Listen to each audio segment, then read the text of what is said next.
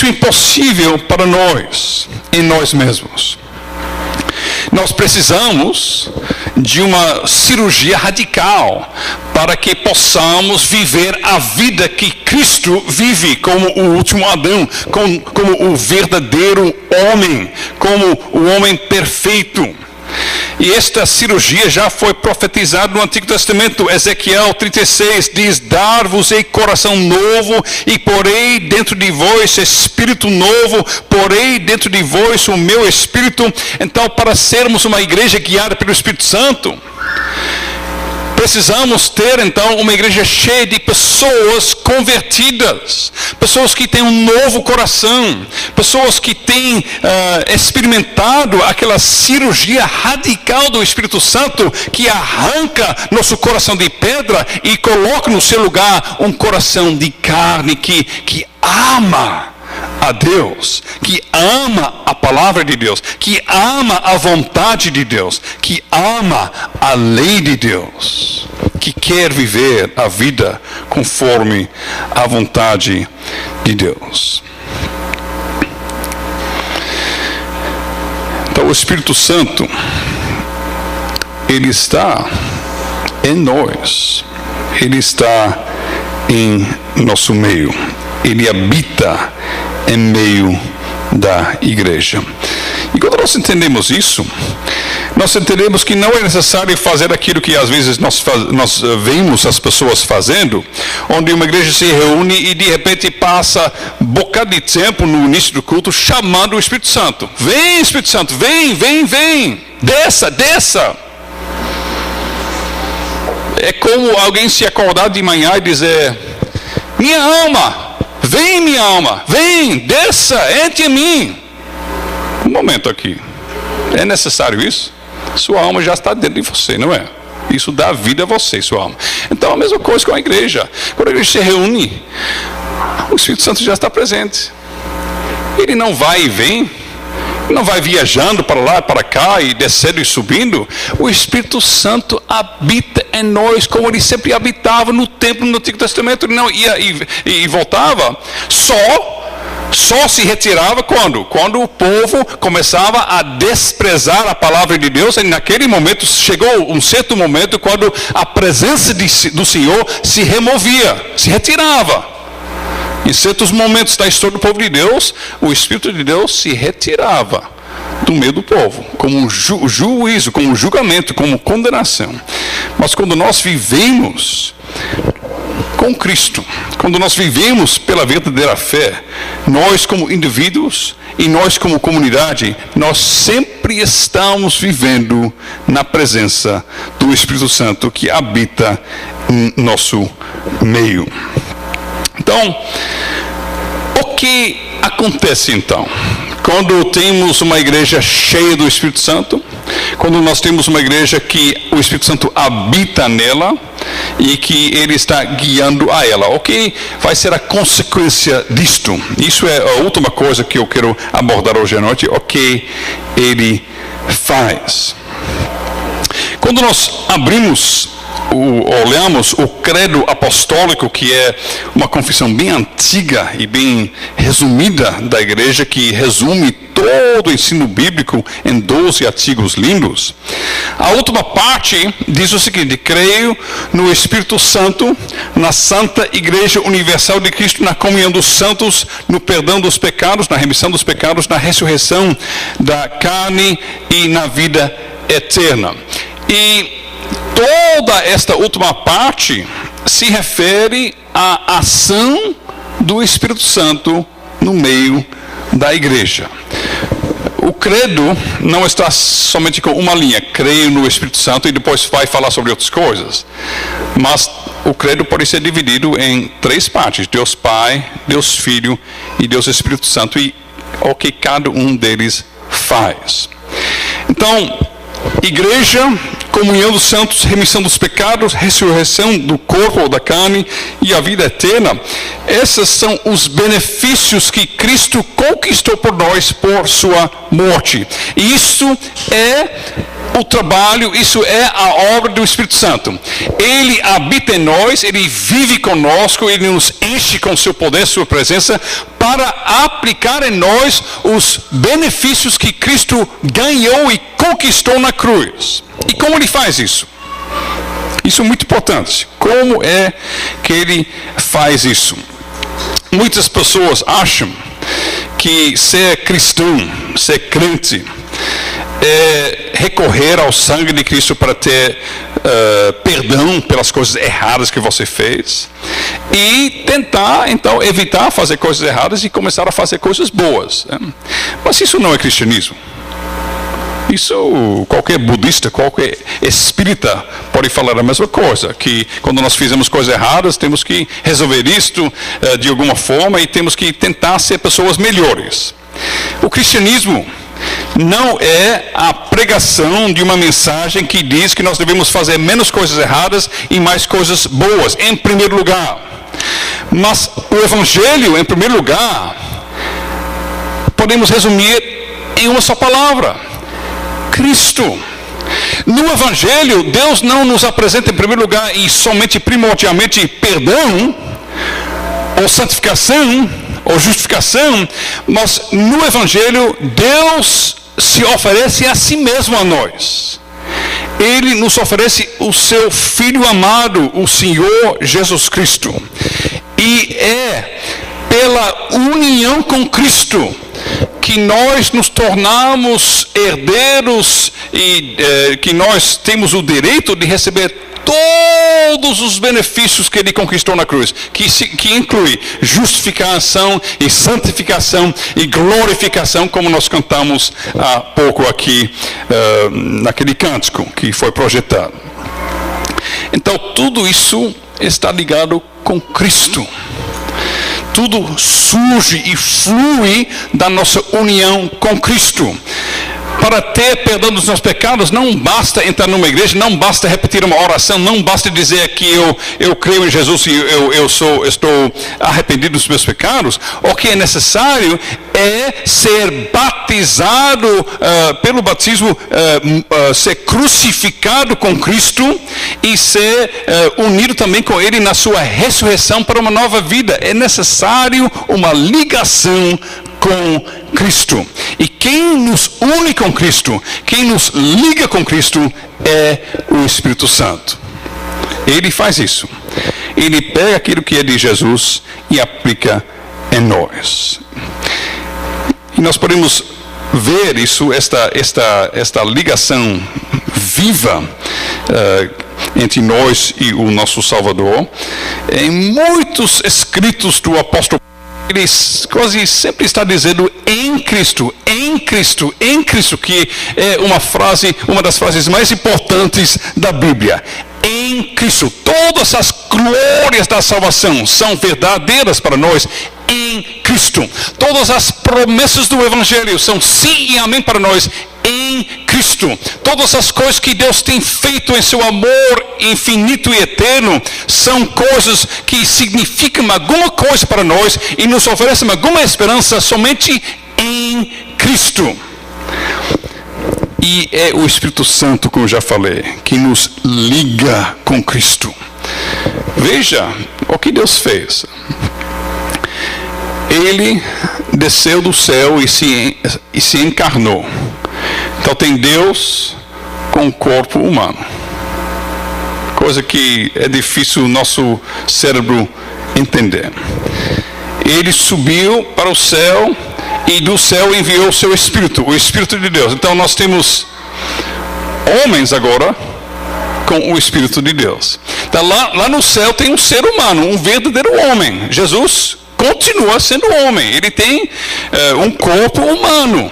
Ele é o segundo Adão. Ele é verdadeiro homem lá no céu. E ele envia seu Espírito para habitar em nós, seus filhos. Então, o mesmo Espírito que está em Jesus está em nós. É como sua cabeça e seu corpo. Tem uma alma que vivifica, sua cabeça e seu corpo. Eu acho que ninguém aqui tem duas almas, uma para o corpo e outra para a cabeça. Não funciona assim. Não, nós temos uma cabeça, nós temos um corpo e uma só alma que vivifica os dois, não é? Assim a igreja tem o cabeça, Cristo, no céu. Tem o corpo, a igreja aqui na terra. E quem vivifica, quem habita de uma forma viva e poderosa em Cristo e na igreja, o corpo, é o mesmo Espírito. Nós participamos na vida, literalmente, de Cristo. E a Bíblia nos dá um exemplo muito lindo disto. Em João capítulo 15, onde Jesus diz: eu sou a videira verdadeira e meu Pai é o agricultor. Todo ramo que estando em mim não der fruto, ele o corta, e todo o que dá fruto limpa, para que produza mais fruto ainda. Vós já estáis limpos pela palavra que vos tenho falado. Permanecei em mim, e eu permanecerei em vós. Como não pode o ramo produzir fruto de si mesmo, se não permanecer na videira, assim nem vós o podeis dar, se não permanecerdes em mim. Eu sou a videira, vós os ramos. Quem permanece em mim, e eu nele, este dá muito fruto, porque sem mim nada podeis fazer. Em mim. Uma frase, em Cristo, em mim. Nesse caso, este em mim é Cristo. Uma das frases mais importantes no Novo Testamento. E veja então o que está acontecendo aqui. Esta videira é Cristo. Nós somos os ramos. Mas vocês sabem que um ramo não pode ter apenas uma ligação mecânica com a videira. Eu não sei se alguém aqui já tentou brincar com esta ciência de enxertar uma planta em outra. Talvez alguns aqui já tenham esta prática. Mas não é suficiente quando nós vamos enxertar uma planta em outra planta da mesmo tipo, mas outra qualidade. Não é suficiente ter uma ligação mecânica. Podemos fazer um pequeno corte. Minha esposa, que estava aqui hoje à tarde, ela trabalhou vários anos fazendo isso no campo, trabalhando com rosas. Eu pegava uma rosa mais rústica, mais forte, mas não tão linda, e usava a raiz, o tronco desta rosa, e enxertava uma rosa mais frágil, para esta rosa mais frágil crescer e dar as flores mais lindas, mas usando o tronco e as raízes daquela rosa menos linda e mais robusta. Eu não sei se estou descrevendo bem, mas é mais ou menos por aí. Então, não é suficiente uma ligação apenas mecânica. Você poderia fazer o corte, você poderia enxertar a rosa mais frágil, você poderia amarrar. Isso não é suficiente. Tem que se criar uma ligação viva. A seiva da rosa tem que entrar naquele ramo que foi enxertado. E se não acontecer isso, depois de um certo tempo, aquele enxerto aí, aquela rosa enxertada, não vai produzir nada. Porque não está participando da vida, da seiva da planta principal. Tá? Me desculpe que eu estou falando aqui, estou patinando aqui em vocabulário que não domino, que eu domino ainda menos, tá? Em português. Mas vocês entendem mais ou menos. Ok. Então, é a mesma coisa com Cristo. Ele é videira e nós somos os ramos. Agora, a igreja visível tem todos nós enxertados pelo batismo na videira. Mas isso não é suficiente. Deus, no grande dia do juízo, não vai dizer: sim, teu nome consta no rol dos membros. Muito bom, tá, pode entrar no descanso do seu mestre, na alegria do seu mestre. Não diz isso na Bíblia. Não é suficiente ter apenas esta ligação externa e mecânica com a videira. O que é necessário é participar na vida da videira. E isto só acontece pela verdadeira fé que o Espírito Santo concede para nos unir com Cristo e nos fazer viver nele. E quando tem a verdadeira fé, quando tem o Espírito Santo habitando nos nossos corações regenerados, então as coisas começam a acontecer. Porque onde o Espírito Santo está, vida acontece, coisas acontecem. Não pode ter uma vida parada, não. Não pode ter uma vida infrutífera, não. Onde tem o Espírito Santo, coisas acontecem, porque o Espírito Santo é poderoso. Ele é vivificador. Ele é criador. Então, ele produz. E não produz pouco, não. Ele produz muito. Em abundância, ele produz. Então, meus irmãos, se nós queremos ser uma igreja guiada pelo Espírito Santo, se nós queremos produzir muitos frutos para a glória de Deus, se nós queremos desenvolver muito nossa vida espiritual, em nosso culto, em nossa santidade como comunidade e também individualmente cada um de nós queremos crescer em Cristo, nós queremos frutificar para a sua glória, não é por meio de várias estratégias diferentes, por vários programas diferentes, por meio de vários projetos diferentes, por meio de tentar isso, tentar aquilo, por meio de implementar esta novidade ou aquela novidade. Se nós queremos ser uma igreja cheia do Espírito Santo, que vibra com alegria em servir e glorificar a Cristo em todo momento, nós precisamos de ter esta ligação viva com Ele. Nós precisamos do Espírito Santo para nos unir mais e mais com o Senhor Jesus Cristo. E isso é uma das maiores necessidades da igreja dos nossos dias, que nós tenhamos este desejo. Porque muitas vezes nós nos contentamos com um substituto artificial. Alguns em nosso meio, talvez para não tomar açúcar, usam uma coisa adoçante. Sai mais ou menos no mesmo. Eu acho meio amargo, mas tudo bem. É um substituto, mas não é a verdadeira coisa, né? Então, muitas vezes a igreja também aceita um substituto, que é mais ou menos assim. Então a igreja, por exemplo, aceita o legalismo.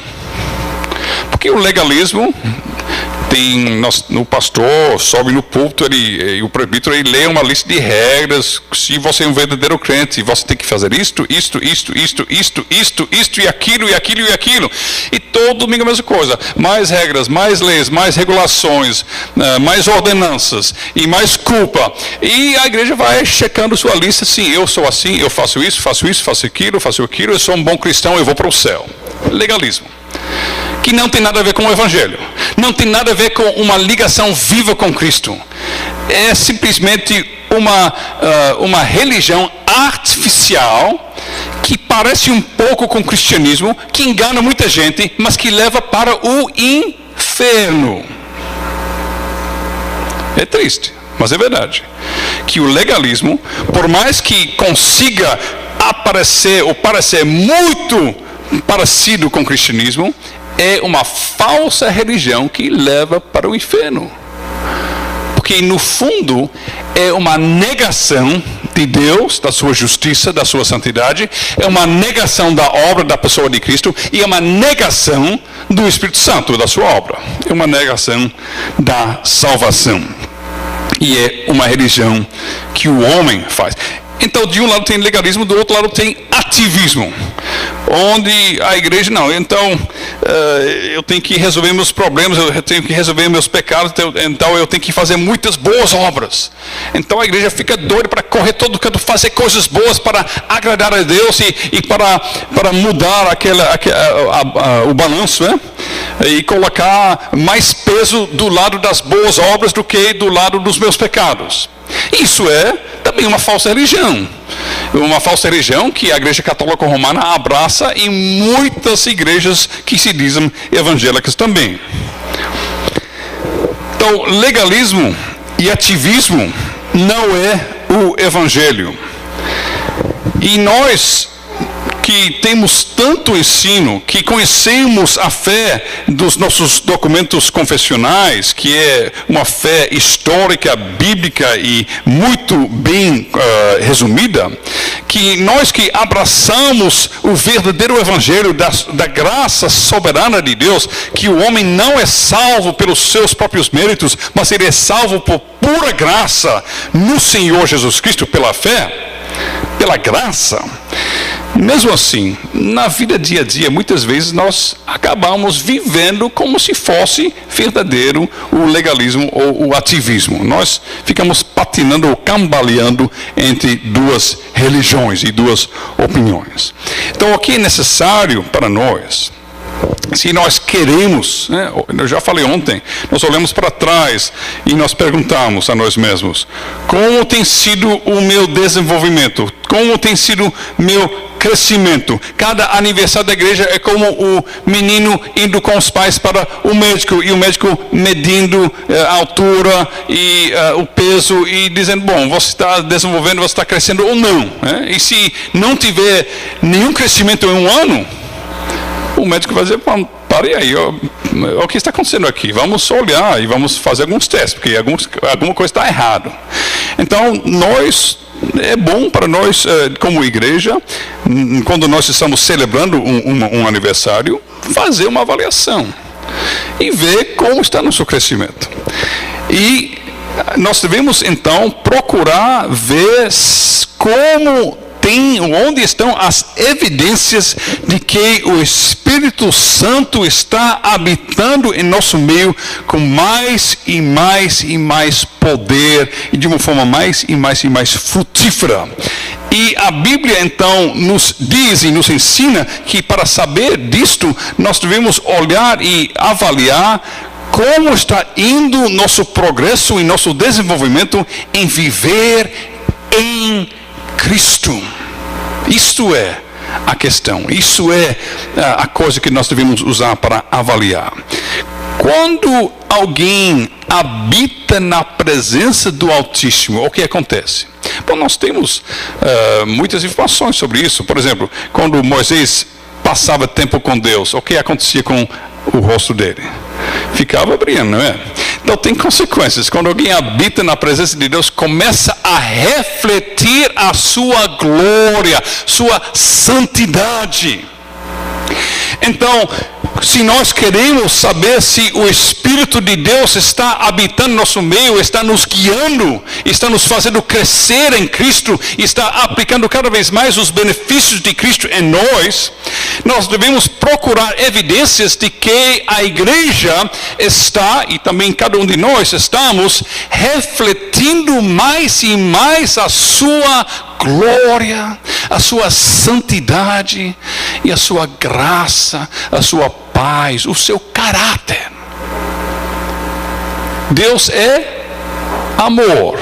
Jesus diz: o mundo vai saber que vocês são meus discípulos pelo amor que vocês têm uns pelos outros. O que ele está dizendo é o seguinte: que a igreja verdadeira, de uma forma crescente, reflete o caráter daquele que comprou esta igreja, aquele que casou com a igreja, aquele que deu sua vida por esta igreja, aquele que morreu e derramou seu sangue pela igreja, aquele que vive na igreja e a igreja vive nele. Isso vai ter consequências. Ser uma igreja que está sendo poderosamente cheia do Espírito Santo é ser uma igreja que reflete o caráter de Deus. E Então, nós temos um livro inteiro aqui para nos ajudar a avaliar isto. Como isso está crescendo em nossa comunidade? Como isso está crescendo em minha vida? Será que quando eu, como membro desta igreja, quando eu estou trabalhando, quando eu estou lidando com minha esposa, com meus filhos, quando eu estou interagindo com os vizinhos, e quando eu estou fazendo qualquer coisa, em todo momento, será que as pessoas podem sentir que eles tiveram contato com o próprio Senhor Jesus Cristo? Quando o Espírito habita ricamente em nós, isso acontece. Que as pessoas vão sentir o aroma de Cristo em nosso lar, em nosso casamento, o perfume de Cristo. Eles podem cheirar o perfume espiritual das nossas vidas. E não vai ser aquele mau cheiro do legalismo, ou aquele mau cheiro fedorento de uma vida hipócrita ou ativista, mas vai ser o doce perfume delicioso, cheiroso da presença do nosso Salvador. Isso é viver uma vida guiada pelo Espírito. E para ter isso, meus irmãos, não é o caminho para isso, não é em trabalhar e se esforçar e tentar fazer menos coisas maus e tentar fazer mais coisas boas. O caminho para sermos uma comunidade mais cheia do Espírito é correr e recorrer constantemente à fonte deste poder, que é aquela videira cheia de seiva que dá vida. Quando nós temos uma ligação com esta videira, o fruto cresce e tem uma abundância de fruto para a glória de Deus. E isso é uma coisa tão simples, mas é uma coisa que nós esquecemos tão rapidamente. Você já lidou com alguém que estava tentando botar para funcionar um computador e não estava funcionando, ou algum aparelho não funciona, não entendo, e de repente alguém não está plugado na tomada. Eita, é verdade, isso seria um bom início, não é? Aí coloca na tomada e de repente começa a funcionar.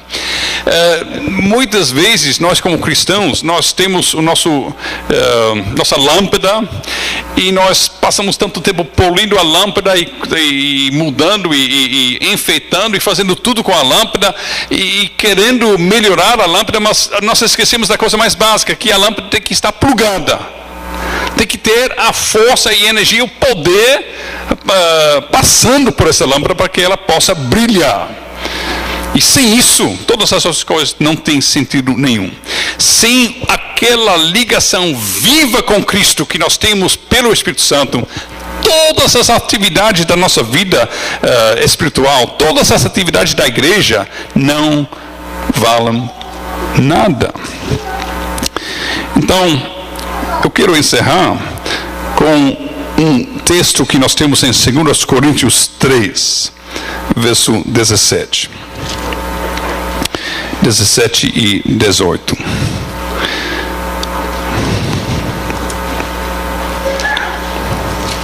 Segundo os Coríntios 3, verso 17 e 18. Ora, o Senhor é o Espírito, e onde está o Espírito do Senhor, aí há liberdade. E todos nós, como o rosto desvendado, contemplando como por espelho a glória do Senhor, somos transformados de glória em glória na sua própria imagem, como pelo Senhor o Espírito. E aqui o apóstolo está descrevendo a vida da igreja na nova aliança, que quando nós estamos constantemente procurando a presença do Espírito, nós estamos constantemente procurando ouvir a lei de Deus, a palavra de Deus está na presença de Deus. Então Ele está fazendo alguma coisa, Ele está nos transformando, Ele está operando em nós, E isso é uma coisa progressiva. Ele vai nos mudando e transformando. E como Moisés, que ficava fitando a glória, a santidade de Deus, ele começava a refletir isso. Assim nós, quando domingo após domingo, nós chegamos no culto com fome, com sede, porque nós queremos saber o que o Espírito tem a dizer à igreja. E nós queremos estar na presença de Deus, e nós queremos ouvir a viva voz de Deus, e nós queremos estar no templo onde o Espírito Santo está, a obra, na oficina do Espírito Santo, onde pela pregação poderosa e verdadeira da palavra, Ele está transformando corações, regenerando corações, concedendo o dom da fé para nós e para os nossos filhos. Isso está acontecendo todo culto. E na medida que nós buscamos isso e nos deleitamos nisto, na presença de Deus, em ouvir a voz de Deus, e também durante a semana, continuar com isso, no poder da